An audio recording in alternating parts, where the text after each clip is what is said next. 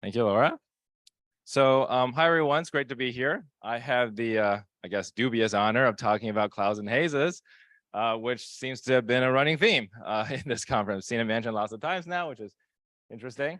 Now, the lesson learned so far is apparently that clouds and hazes are scary and they're complicated. But I will say that they're not the boogeymen of exoplanet atmospheres. There is method to the madness of clouds and hazes, and I hope by the end of this talk I can convince you that you can solve it eventually at some point. It's not magic, but I mean it is complicated. So the title of my talk on the agenda is Looking Through Clouds and Hazes with JWST. Spoilers, you can't look through them. Well, maybe sometimes you can't look through them, but you can't ignore them. Maybe that's the best way to say it, okay?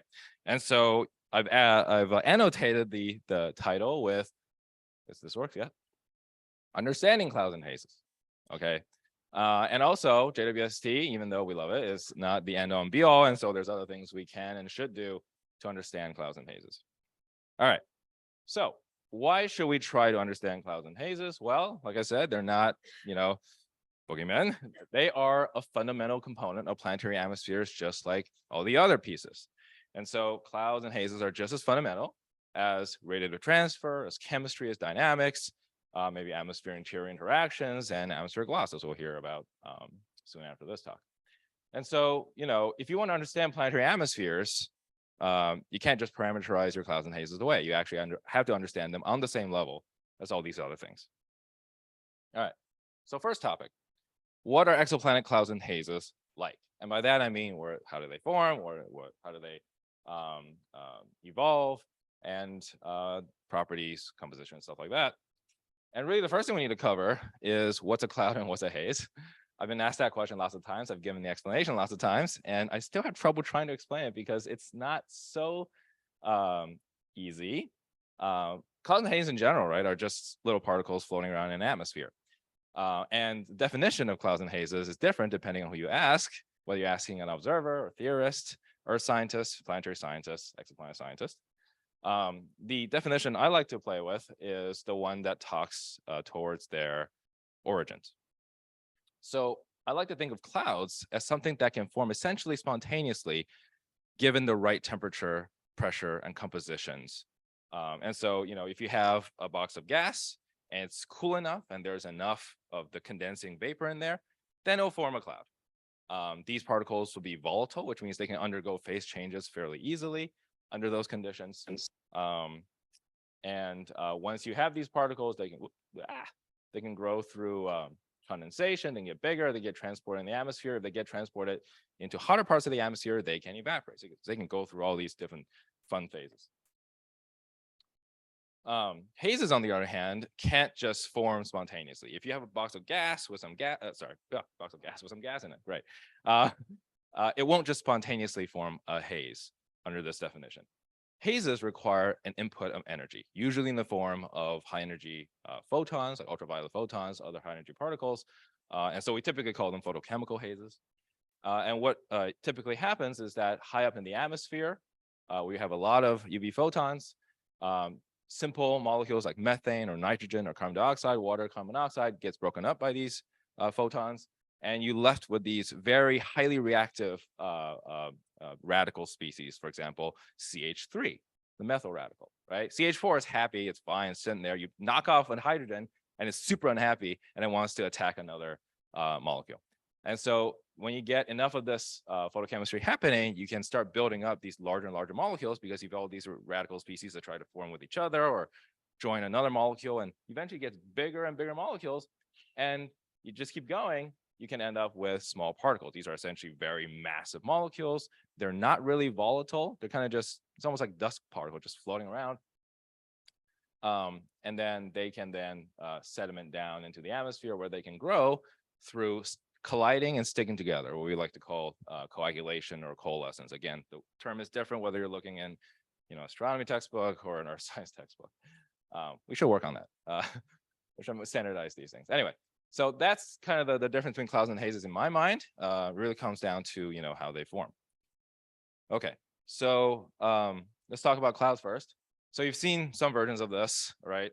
It's a plot of the condensation curves of different predicted cloud species, this time across a huge temperature range, all the way from the hottest hot Jupiters to the cooler Uranus in this case.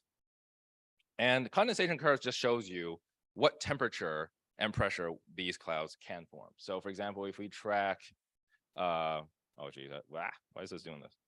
Oh my God, I don't know what's going on here. There we go. This is hard. If you track like one of these curves, for example, anstatite, right, MgSiO3, that shows you at, I don't know, a bar. It's very hard to see. It's at like, I don't know, 1800, yeah, 1800 or something, Kelvin. That's the temperature and pressure at which the cloud will condense. And if it so happens to intersect with the temperature and pressure profile of your atmosphere, for example, like right here, well, that's where the cloud's going to form. Now, very importantly, there's nuance to this. That's where the cloud base is. That's where the bottom of the cloud is. The top of the cloud, right, depends on more things. It depends on how well you're lofting those cloud particles up into the air. And so the vertical extent of the cloud can be variable. All right. Okay, so again, we've saw that plot. We talked about equilibrium condensation. I'm going to go dive a little deeper now and say that, well, there's more to it, right? Equilibrium chemistry, equilibrium condensation is essentially an approximation where if you wait long enough, you can wait, the rest of the age of the universe, those things will happen. It will eventually reach equilibrium. Well, we can't wait for the rest of the heat death of the universe. So kinetics matters, right? The rate at which you can form a cloud matters. And so you have to dive deep into, well, how does a cloud actually form? How does it go from vapor to a particle? So clouds typically form through nucleation. So this is exactly what I just said, how you get from a vapor to a particle. And there's actually several ways you can nucleate a cloud particle. But we'll just restrict ourselves to these two: homogeneous nucleation and heterogeneous nucleation. Again, this was mentioned before, but homogeneous nucleation is where you go directly from a gas with nothing in it besides the gas to these essentially pure particles. Okay, and so this requires the gas molecules essentially they're moving around under thermal Brownian motion, and then they bump into each other and they kind of hold on to each other for a bit to van der Waals bound, like whatever. But then they're going to be wiggling because of thermal energy, and then they'll fly apart. Well, you just need enough of those collisions, enough of those molecules around, and low enough temperature so that they're not wiggling as much for the molecules to essentially stick together and stay together. Okay, and so that's homogeneous nucleation. Heterogeneous nucleation is what happens when you have stuff in your gas. Usually it may be dust particles. We like to call these cloud condensation nuclei, and they're essentially a foreign surface where your gas molecules, your condensate molecules, can get a foothold and not have to kind of just try not to wiggle too much in their little initial clusters. And so molecules can adsorb, so just basically stick to the surfaces of these things and wait for another molecule to come by and hopefully stick together, and then you form like a cluster, a small initial cluster that can then grow into your cloud droplet. And so in general, heterogeneous nucleation is faster and easier than homogeneous nucleation, provided that you have enough of your condensation nuclei, right? And also your condensation nuclei is, or let me put it this way, likes your condensate vapor molecule, right? It's a material, it's some material, and it has some interaction energy with the forming cloud material itself. Now, if there's like basically repelling going on, or what we like to call the interfacial energy is too high, then it's not going to like that vapor molecule depositing on it to its surface. And so in that case, heterogeneous nucleation actually is not that great. So that comes to this plot, which I love because the y-axis goes through 50 orders of magnitude. And this essentially shows the nucleation rate as a function of temperature for a fixed, I didn't say this, supersaturation. So supersaturation is when essentially you have more molecules than you need to, or you're colder than you need to condense something out. Okay, so details aren't too important, but basically what you see here is that depending on the material properties of these different condensates, in this case, it's mostly controlled by the molecular weight of your condensing stuff and also the surface energy or surface tension of your material. The nucleation rate can vary by many orders of magnitude.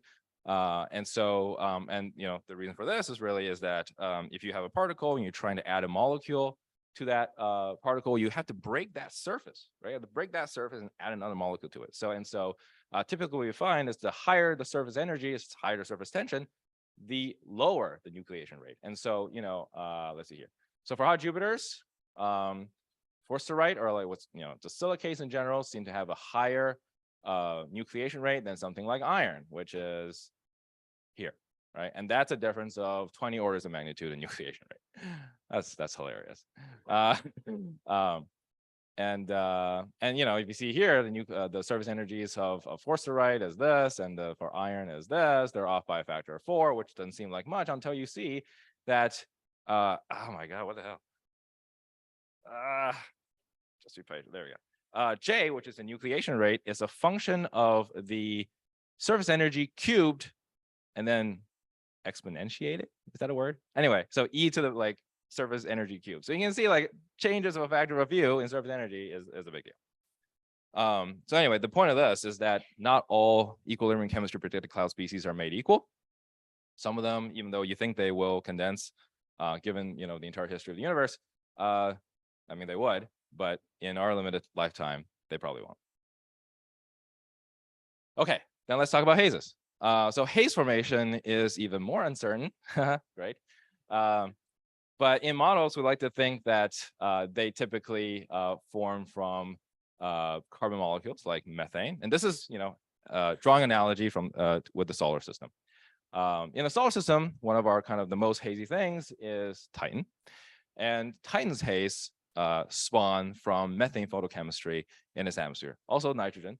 And so, some modeling papers like mine assumes that when methane becomes the dominant carbon species, which is like temperatures below 1,000 Kelvin, although, observation seems to be showing that that's not the case, maybe that's when hazes start to form. Now, is that true? I'm going to show in a moment. No, that's not necessarily true. But we end up with an interesting pattern where you might get like a maximum in haze formation efficiency, where if you go to higher temperatures, you run out of methane, everything gets converted into CO. Or if you go to lower temperatures, you just get less flux from the start, including UV flux, which is what you need to form these hazes. And so there may be like a maximum haziness going on at around 800 Kelvin or so, sub 1,000 Kelvin. Now, in practice, hazes are super complicated and variable and diverse. And so for these hazes, we really need to look at experiments, laboratory experiments. And so, these are some results out of Sarah Hurst's group showing what happens when you blast a, N times solar metallicity gas with like plasma and UV and stuff at different temperatures. And these are the haze analogs that they get out of that, right? And so for reference, this is the color, this is what Titan Tholin, which is the Titan haze analog, look like. It's kind of orangey. You get some that actually don't even produce much haze at all. That's why I think these are just like clear. There's nothing on there. Some of them are also orangey, but some of them are like red, and some of them are like ochre or something. Is it greenish? I don't know. I don't know my colors. Yeah, it's all over the place, right? And when you measure the optical properties, which include like refractive indices, they're a little bit more variable as well. And so, for different, I should mention that, what does it mean 100 times, 1,000 times, or 10,000 times metallicity? Well, that's just how much like not hydrogen and not helium you have. But just for reference, 100 times metallicity is your atmosphere is still mostly hydrogen and helium. 1,000 times your atmosphere becomes like mostly water, or not mostly, but a good chunk of water. And then 10,000 times, I believe a lot of it is CO2. And in fact, in some of these models, not models, in some of these experiments, there's no methane, at least not in the initial gas composition. And so this shows, I think this is one of the biggest results of these studies so far, is that you don't need methane to form hazes, which just complicates things. Oh, well, so be it. Whoops. So I should also mention that they found some, or actually they measured the size distributions of different let's see here, size distributions of these experiments, and found again a diverse set of sizes. Should probably hurry up. Okay, one final thing is that they looked at the composition of these Haze analogs and found that in comparison to these Titan analogs, there's a lot more oxygen in them, just because we have water and CO probably in these atmospheres, and so that's going to affect their optical properties. Now, speaking of optical properties, and this is where we're going to talk about, can we look through hazes and clouds? And so this, I'm plotting essentially the opaqueness of clouds and hazes, or just extinction coefficient as a function of wavelength for different size particles. In this case, I'm also assuming it's a Forster-Wright particle. And for small particles, they tend to become more transparent as you go to longer wavelengths. So you can see, okay, well, maybe we can look through the hazes, like if you observe right here. I mean, you might, but the atmosphere also cares about the opaqueness of the haze or cloud right here. So that's going to affect the rest of the atmosphere, as I'll talk about hopefully later if I have time. If you go to larger particles, first of all, they're more opaque, but also you get, well, if you assume me scattering, which is the approximation we use for spherical particles, you get these like me wiggles, which is the technical term. And this is not, so this is more of our approximation going on. But essentially, you can essentially think of the opaque, well, I'm going to say extinction coefficient, essentially flattening out at wavelengths that are smaller than the size of the particles. For Forster-Wright, you actually also get spectral signatures of like solid Forster-Wright particles, which we'll talk about later. Oh yeah, and what about the particle size distribution itself? So models comes in different flavors. Some of them assume a functional shape for the size distribution. So here we have often used ones like the log normal distribution, which is this orangey thing, potential exponential. I've also seen that being used. But if you run some more complex microphysical models that can break the size distribution into bins, so you don't have to assume a functional form, well, you sometimes find something that is also kind of log normal. So this is something like Hazes, where just the fact that they grow through coagulation makes them have this size distribution. Other times you get something that looks like the red curve, and this is where you have multiple processes going on that end up giving you multiple particle modes. So you have like a nucleation mode, fresh particle that just nucleated. You have a condensation mode because these are particles that nucleated and then grew through sucking up gas. And then you have maybe like a little coagulation mode that grew because of these cloud particles also coagulate. Okay, anyway. So the take-home message of that part is that clouds and hazes are complicated, but it's still physics and chemistry. Okay, so like you can still figure this stuff out given enough computing power. All right. So next topic is how do clouds and hazes impact exoplanet atmospheres and observations. So this has been talked about a bit more, so I'm gonna not spend too much time here. But essentially, right, having an opacity source in the atmosphere matters. And so if you are looking in transmission, right, the cloud blocks light from probing deeper in the atmosphere. If you're looking at in reflection, your clouds define how reflective your atmosphere is. And if you're looking in emission, well, the cloud acts as a blanket, reflects back radiation from the interior and cools out the upper atmosphere, so you get a cooler or less flux. Now, I'm going to reiterate, clouds and haze are complicated, and another reason for that is that their effects, their impacts, cover a huge range of scales, spatially and temporally. We can start looking from the global scale. So in this case, this is like a transiting a hot Jupiter where you have a hot day side and a cool night side. Cool night side is cloudy, day side is maybe hot enough to be clear. Well, having that inhomogeneity in the cloud, too hard. That inhomogeneity in the cloud coverage will affect your phase curve, which pretty sure has been talked about. Because, well, sometimes you're looking at the cloud and sometimes you're not. And having this kind of distribution will affect your energy balance, which in turn will affect your dynamics, your circulation, right? Because again, like where your heat is being deposited, where it's being reflected matters. Also, if you're Mark talked about this, if you're taking things out of the atmosphere because you're condensing things, that's going to affect your gas composition. We can zoom in to the column scale. And so how the cloud is vertically distributed will affect your transmission spectra, affect your emission reflection spectra, and also affect your vertical thermal structure, temperature pressure profile. And now we get into good stuff, right? We're getting into the local scale. We're looking at just a collection of particles. Well, here, the processes they undergo is coagulation. and you worry about the particle distribution, both in terms of number density and size distribution. And then the really cool part is what happens when you get to the particle scale. Now we're dealing with stuff happening at the surface of these particles. So include condensation, also include heterogeneous chemistry, which I'm not going to talk about. That will affect the composition. That'll also affect the shape of the particle, right? It need not be, I skipped the part. Right, the shape of the particle, right? It could be spherical, but it could also be like crystalline. So it'd be like a cube. It could be like fractal aggregates, which is this fluffy stuff. And that ultimately impacts the optical properties, which ultimately impacts the entire planet. So, spatially, it goes from like 100,000 kilometers to microns or nanometers, even if you get to the surface. Time-wise, it goes from days to less than a second. And so thinking of numerical models that can cover all this range is very hard. And so now you kind of get a picture of that.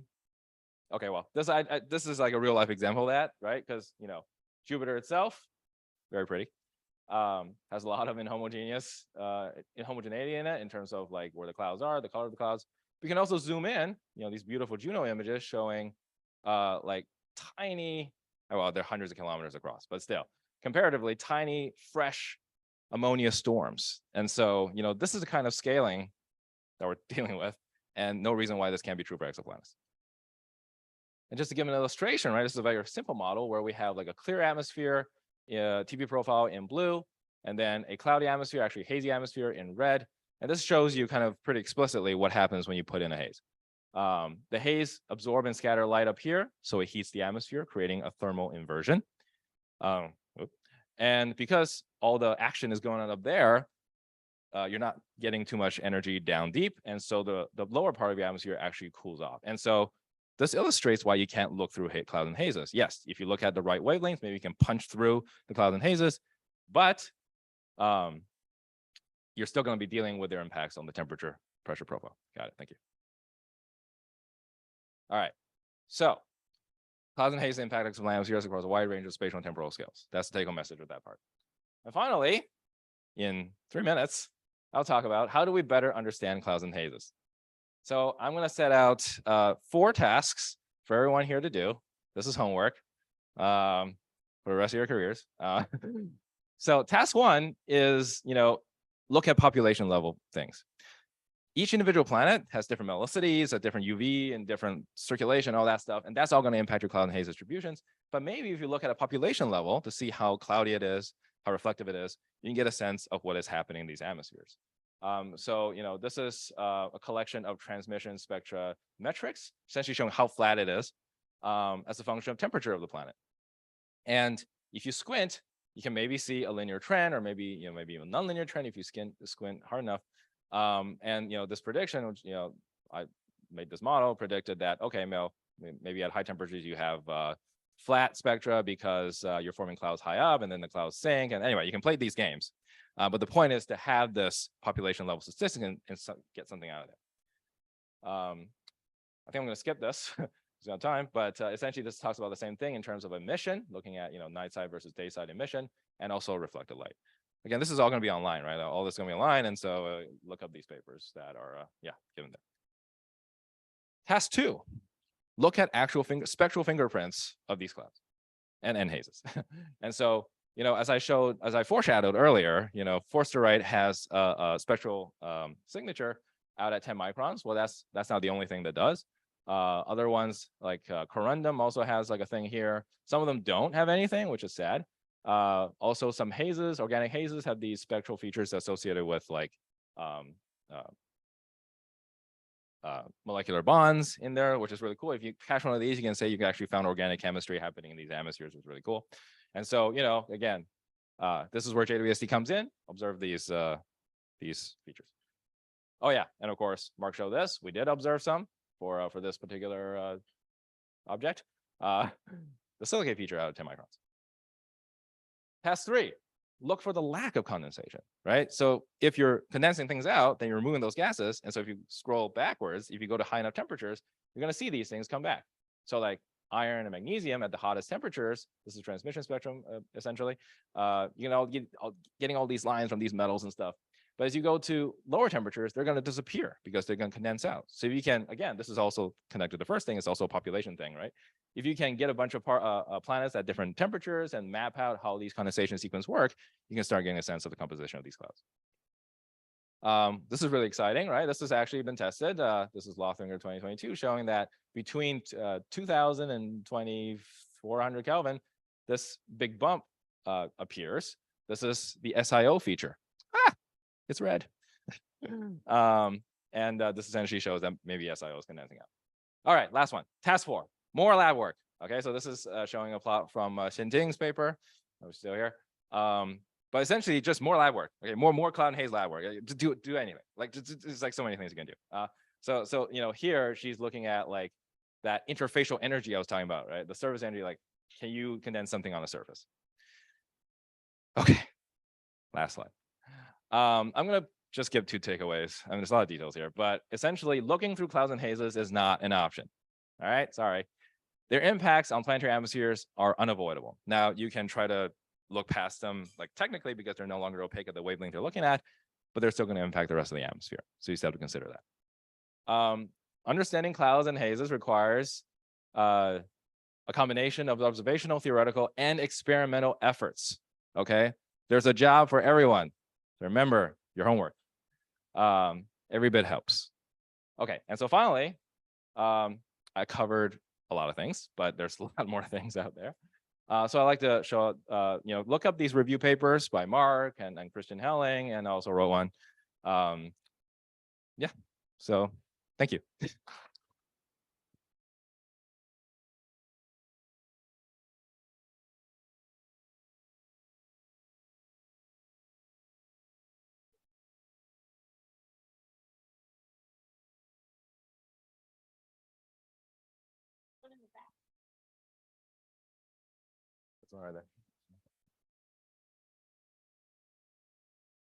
Hi, thanks for the talk. I had a question about what you think about the biggest degeneracies that can be, well, that we should be careful about mischaracterizing as clouds or hazes. Sorry, I missed the last part. I heard degeneracies. Yeah, so I was just wondering what you think are some physical processes that kind of can be confused as clouds or hazes when we characterize spectra. Okay, yeah. So the question is like, what kind of physical processes like can confuse us for something? Yeah, well, I mean, cloud and haze are impacted by so many things, right? So like the particle size, for example, which is kind of the key thing, right? Because it affects a whole bunch of other stuff, depends on how fast you can grow them, right? Which depends on the composition. It also depends on how fast they're moving around in the atmosphere, right? You can, if you have a very vertically extended cloud, you can either have very small particles or very strong circulation and updrafts, right? And so they're kind of degenerate. Yeah, I mean, that's all I can think of, but there's a lot. Okay, thank you. Thank you. Yes, thank you for this scary review, I guess. It's not scary. It's not scary. Exciting, Good. challenging for future. It's fun. You showed this cool plot with the different particle size distributions and some are like multimodal. Have you ever tested, especially for these complicated multimodal ones, if the spectra, like which particle sizes you're actually sensitive to? Like, do you need this full complicated, or can you kind of, if you convolve it with what's actually influencing the spectrum, what the effective particle size distribution is? Yeah, that's a great question. So just in case, the question is, you know, does the size distribution shape actually matter, essentially, right? So the answer is yes. And actually Diana Powell's 2018 paper explicitly tested this, I believe, or 2019 paper, one of those. But essentially, you know, the larger particles tends to be more dominant in terms of the opacity for a given wavelength. And so if you go to different wavelengths, then suddenly the small particles matter again. If you lack those small particles, then you're in trouble. I'll read that. Thank you. Sorry. Thank you. We have some online question. One is like, if are hazes and clouds interconnected, can hazes act as nuclei to form condensation? Hell yes, love that. Yeah. Absolutely, right? I mean, if you have these hazes forming up there and it's raining down and you have like saturated or supersaturated conditions there. Yeah, absolutely. And in fact, you know, Xinting's thing, right? This is explicitly testing these surfaces down here is like haze analogs in a lab. And this is, I think, water, but I also want you to test a KCl too. But anyway, the point is like, right, for different haze things, you have these contact angles, which is essentially a measure of how well you can, condense on this. But yeah, you can certainly have haze and cloud interactions in that way, where one acts as a condensation nuclei of the other thing.